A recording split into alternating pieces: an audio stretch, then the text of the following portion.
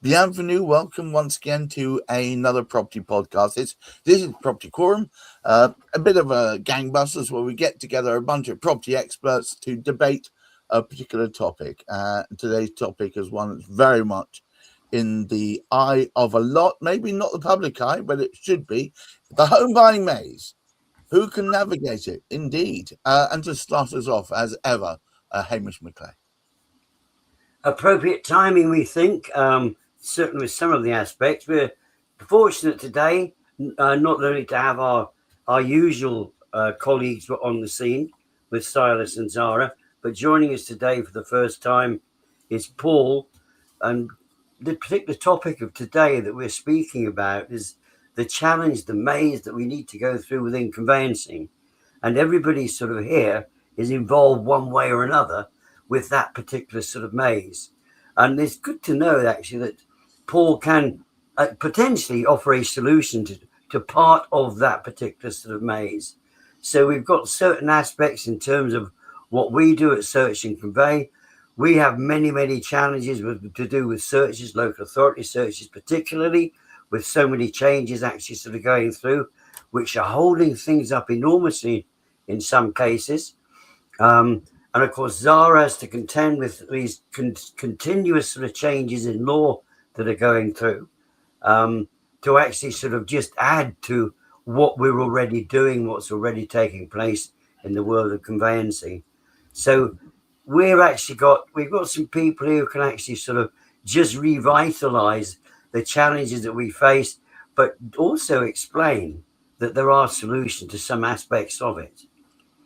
Paul, would you do me the honour of explaining to people who are perhaps less educated than you about what the actual challenge is? Well, I think it's probably quite widely known now in the property sector, although occasionally we are still coming across the odd firm that it's news to. But essentially from the 18th of May this year, law firms that wish to continue submitting SDLT forms need to register with HMRC. There are some variances on that date depending on whether the business is a limited company or effectively whether they're in the tax structure at the moment. But essentially the registration opens from the 18th of May, and the likelihood is that by the October time at least, that if you haven't registered, you won't be able to continue submitting stamp duty returns. But that seems all perfectly fine, Paul. Why could anyone have a query with that? Yeah, I mean it's controversial to say the least, because I don't think anybody in the property world would ever say that they signed up to be a tax advisor. I often say to people I'm talking to, my better half is a conveyancer of 20-something years. I won't be exact for her benefit, but a long time. And I'm sure she would also, like most people in the property world, say the same thing, that we're not tax advisors. Why are we being branded with this title? And I think the challenge comes from law firms, and you can imagine I've had lots of conversations with firms, various degrees of it. Some to be fair, who actually were already looking at outsourcing, so nothing to do with this. They'd already made the decision that there were too many queries, too many difficulties, too many errors, of which are often not in the public domain because nobody shouts about those, of course, but it's been going on for a long time. Through to firms actually they've never heard of this. I've spoken to a firm last week that said, we've had an email from you, what's this about? So there's a real kind of, which that in itself is an issue. And in fact, this is an interesting one. I had a call with a firm the other week, and she was most disgruntled that it was our marketing that had raised this to her attention. When she looked into it, she wasn't disgruntled with us. What she said was, why have the Law Society not made more of this? And she said to me, well, it seems they've spent more time trying to fight this than actually raising the profile of it, which is equally important. But I thought it's a good point that there are still people out there that aren't aware. Bear in mind, we've now got 2 months until registration opens. Zara, somebody reliably told me that tax advisors make a fortune. Surely this might be a good muse then. You guys can all double your charges. Well, the thing is, we're not giving tax advice, but we're stuck in a catch-22 because we can't actually outsource it because of lender requirements. So this is run by David Keithley, who is the Law Society rep for residential conveyancing. And I know other people have taken other avenues to try and raise its profile because it's idiotic, and it seems like Angela Rayner is out to get revenge because she didn't want to pay for the tax advice when her conveyancers told her that they were not tax advisors. It is a self-assessed tax, and so she thought she knew best and did what she felt like it, and now she's paying the consequences. Now this conflicts with MHCLG's objectives, which is to make conveyancing cheaper. So all this is going to do is add up costs. It's, the tax advisors, the one I refer to, he charges £500 plus VAT an hour. So I'm clearly in the wrong business. Absolutely, we all are. Half a conveyancing fee. Silence. I love a good slogan. Make conveyancing cheap again. Sounds like something similar. But laughing to one side, why would she do this? Surely she's punishing everyone and hitting everyone with the same stick.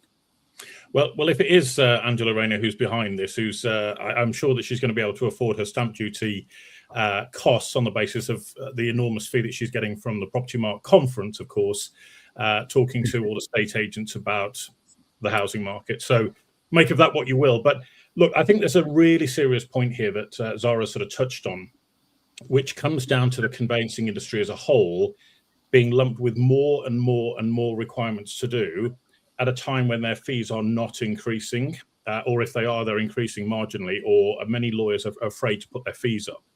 And I come from a background where you have the individual specialisms because that's what people train for. So just as you wouldn't go to a GP for brain surgery, you shouldn't be going with respect to a conveyancer for tax advice.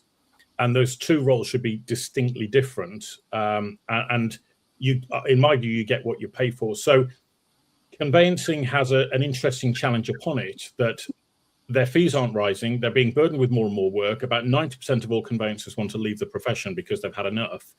And my view is, when are they going to turn around and say, enough? The regulators or the professional bodies are not fit for purpose. They're creating more problems than they're actually solving. It's not good for the practitioners. It's not good for the consumers to have burnt out conveyancers who aren't making enough money, handling the biggest purchase of their entire life.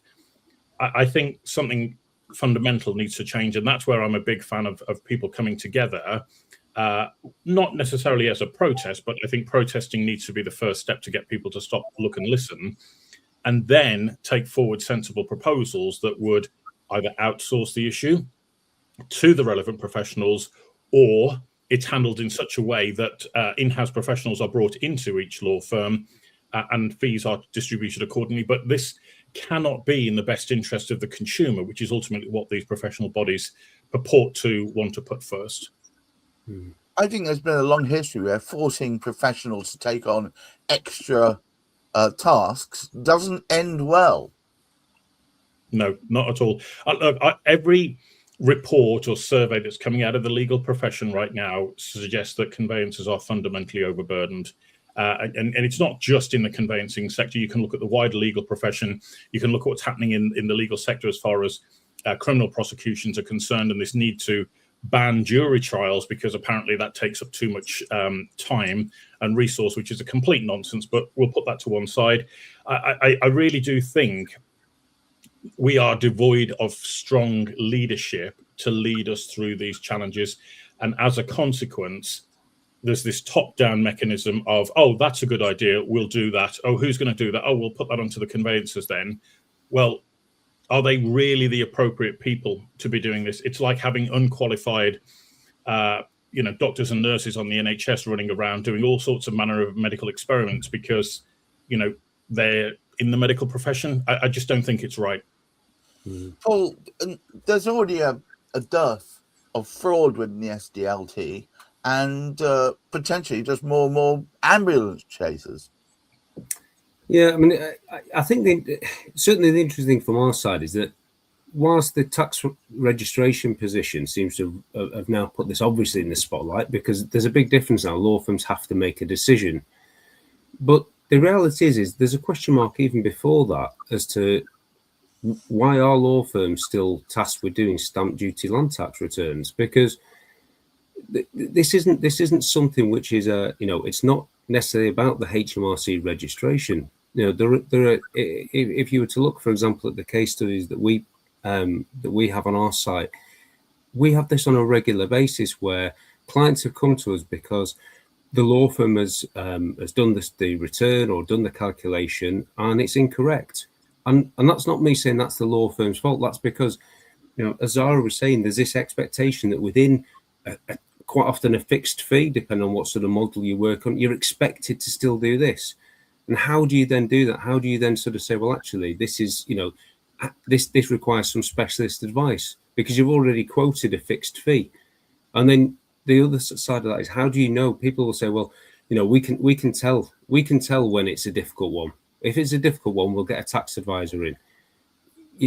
Looking at the numbers of returns that go through every single year, and these stats are out there, and the amount that are amended afterwards, it's crazy because there are so many mistakes going on. And there's one on our site at the moment where a law firm had told a client there was no stamp duty payable.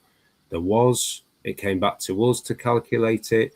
It wasn't a huge amount in the end, but it was payable. And technically, of course, that client is still liable for it. It's their liability. But I'll guarantee that client will be digging their heels in saying, 12 months ago, you told me there was nothing to pay. I don't know, who's that fair on? It's not probably fair on the client. It's not probably fair on the law firm either. But that was one that ultimately bounced through to Compass. We looked at it. There was £3,500 payable, now plus fines, now plus interest. What's realistically the chance that actually that law firm will end up paying that out of the office account to make it go away? I don't know. It will depend on the law firm's own views. But I wear quite a few hats as well as working with Compass, and I work with law firms in various different guises, and this goes on fairly regularly where mistakes are made and the law firm ends up paying out of office. So it won't even turn into a PII claim because obviously it has to be a certain amount before that really makes sense. So even apart from the tax registration position, is it right that actually law firms are doing this? Because actually, if it's sent out to tax, maybe that deals with this ambulance chasing idea, because then they're not chasing the law firms anymore. Zara, is there a ton more training that should happen now that everybody's forced to be a tax advisor? Well, I mean, we all get training, but the training is to know when you need to outsource, because most people's situations are straightforward. But we're reliant on the information the client gives us. So if they're not honest, how are we to blame? And of course, there's the spectre of shared ownership. Yeah, I mean, I rang HMRC saying this bit's missing from your guidance on the stamp duty page. They literally just said to me, "Don't care, do what the hell you like," and it's just like that's not helpful. And even Sean Randall, who I've collaborated with on shared ownership resources to do the stamp duty advice, it can get very complicated depending on what you're doing. I get a lot of sellers coming to me saying, "I've seen your article, but my solicitor won't put through the simultaneous sale exemption, so I don't have to pay stamp duty when I'm simultaneously selling and staircasing." So, people don't want to pay an extra £500 plus VAT for the advice. They just don't want to pay that. And that's probably what Angela Rayner did. She thought, I'm going to save a few bob and not get the advice. Who's going to know? Mm.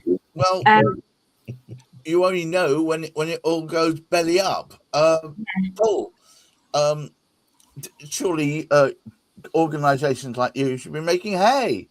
Everybody's going to outsource to you. Hurrah! Well, obviously we hope so, but I mean the reality is this isn't new for us. We've had clients that have been using this system for years. So whilst it's new for a lot of the organisations have popped up, so all of a sudden saying, hey, we do stamp duty help. We can help you with this. Compass has spent £2 million developing tech over the last 5 years. We've got clients that have been outsourcing SDLT to us now for the best part of that time. So it's these changes of obviously from a marketing point of view, it's been great PR for us. We won't lie about that. But what it's actually done, I think, is even those firms that have they may be reluctant and they may be, angry about the changes. But what it has done is, as Zara said, it's reminded people that why are we doing this anyway? Regardless of HMRC, why are we doing this? Because there are regularly issues with stamp duty returns. This isn't something that happens once in a blue moon. So why are we putting ourselves out there for this? And we developed a model for law firms, which, as much as I'd like it to be £500 an hour, it's not £500 a matter. So it's nothing like that, because the reality is if the option was here, let's outsource this to accountants or tax advisors, and they won't be able to cope with the volume. That's the other side of this. They won't be. You go to your local accountant. I had this with one firm said, we're thinking about outsourcing this to our local accountant. I said, well, how many transactions do you do a month? We do about 80. Right. So is your local accountant geared up to do 80 a month? And how much on earth are they going to charge you as an accountant for this? How does that work then? Are you going to add it onto your fees? Are you going to tell the client to go direct? That model doesn't work either.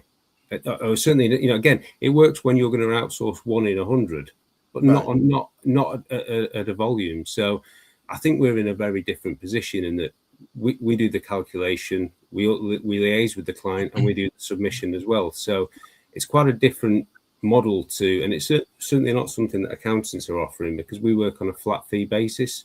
So it's we've done 12,000 returns since Compass started. So I don't know what other people are doing. I can't imagine anyone else has done that, because I think there's a lot that have popped up, and there's a lot that have been very noisy in the last 3 months. Right. I think some of those models are a little bit opaque, completely opposite of what the SRA transparency rules tell you. If you look at what's out there, and accept it's my job to say this, but there are a lot out there where they're trying to do sort of I would almost call it lead generation. We'll do a low cost kind of pretend check of your SDLT, and I'll guarantee 50% of them will come back saying you now need further advice, and it's X hundreds of pounds. We've taken a different view, which is well above my pay grade in the organisation, because over 12,000 returns, we've got a very good idea what percentage are simple, medium, and complex. So the model is a flat fee, regardless of transaction price, regardless if it's residential or commercial, and regardless of the complexity. And essentially, it's a blended approach. We will win on most, we hope, and we will likely lose on some in terms of the time taken to do the calculation. But that's the only model we see that works for the law firms, works for the clients, and meets SRA transparency rules. Because I can't see how you can quote and say someone's going to check this SDLT and it's £50, and then 50% of them are then hit with we noticed it's shared ownership. That's now £500, or I know maybe I'm wrong, and the truth of it is the market hasn't been going along in terms of this new phase, hasn't been around long enough for us to really know. But I suspect there'll be some people that are quite surprised when they sign up to a scheme or a service that actually doesn't deliver for the majority of calculations, I would have thought. Well, that seems like fighting talk to me. Silas, are we going to man the barricades now? It does seem like we should rattle something. Well, I heard a very interesting statistic this morning, and it's purely anecdotal, and I should probably say allegedly beforehand in order to protect us from potential. I would say before, middle, and at the end. Yes, carry on. So allegedly, HMRC have allegedly failed every audit for the last 30 years, allegedly, which points us to an interesting part of our sort of global governance system, if you like, in terms of these organizations are out there dictating to all of us what should be being done, and it's the kind of the pot calling the kettle black. If HMRC are allegedly failing these audits, it doesn't really look good when it's trying to impose upon other professionals what needs to be done. And this is where I do come back to that point. You see, in any profession, whether it's a state agency or conveyancing, you're going to have the best of the best. You're going to have the average practitioners, then you're going to have the rest at the bottom. Now, the guys at the bottom just don't really care. They're going to cut corners. They're going to charge low fees. They're going to let the client deal with the consequences and live and die by the sword, as we saw with the example of PM Law recently. You've got the guys in the middle who will kind of move either way, depending upon what the client's saying. But you've got the best of the best who are seeing their profession being brought into disrepute. They're sick and tired of maintaining really high standards themselves, only to see others dragging the profession down. And those are the guys and girls like Zara, like many others in this industry, that need to take a stand and say, enough. This is not good. We're going to stand up to the regulator. They're there to regulate, not to impose, in my view.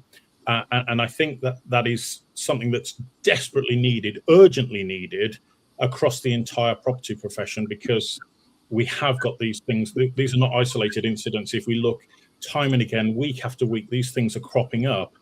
And the one who's bearing all of the risk, all of the financial uncertainty, is the client. And I think it's radically time for a change. Wow. How the times moved on. Hamish, would you care to take us home? The topic today was meant to be the maze. We have only spoken about a very, very small part of that maze today. And there's no surprise that conveyancing can be taking that much longer when you bring in all of these new things that the part of the client doesn't know about. And it's fantastic. One of the great things about speaking to Zara on an ongoing basis, she tells us some of these clients, they just want to get into the property. They know absolutely nothing. And also, it would appear that sort of certain conveyancers within the chain know absolutely nothing. So they're going to compound the hold up. There's a client there. They just want to get into that property. There's a lot of emotion involved with this. And there's so much within that maze for people to try and work their way through. This was a small part. We're fortunate indeed to have Paul with us to come and explain, if you like, this new, because I didn't realize, I try and keep my eye on what's going on. I didn't realize it was coming in so soon.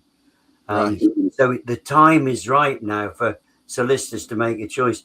We will need to extend our conversation about additional aspects of the maze in due course. However, I think it's a very, very important way. And there are part solutions, but as Zara said, and certainly Silas said, there shouldn't be a need for this anyway.